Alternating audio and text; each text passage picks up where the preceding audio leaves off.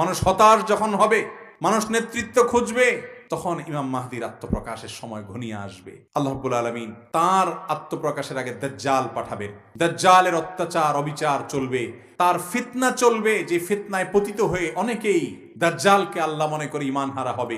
অনেক জাঁকজমকপূর্ণ দুনিয়া হবে এবং অনেক চমক সে দেখাবে। আজ পৃথিবীতে বহু চমক দেখে আমাদের অনেক মুসলমানের সন্তান বেঈমান হচ্ছে কি হচ্ছে না? বিজ্ঞানের চমক দেখে, এই চমক দেখে, সেই চমক দেখে আল্লাহর বিরুদ্ধে দাঁড়ায় যায়, আল্লাহর ব্যাপারে সংশয় সৃষ্টি হয়ে যায়। নবী করিম সাল্লাল্লাহু আলাইহি সাল্লাম ভবিষ্যদ্বাণী করেছেন এগুলো হবে।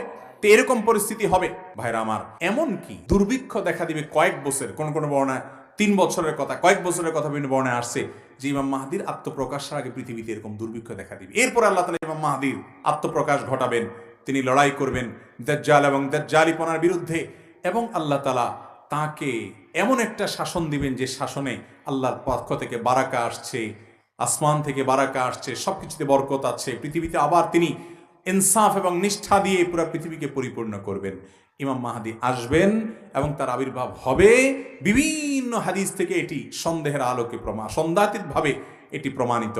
অতএব আল্লাহ তাআলা আমাদের সকলকে ইমাম মাহদী আসা পর্যন্ত যদি আমরা বেঁচে থাকি তার কাতারে শামিল হওয়ার তৌফিক দান করুন।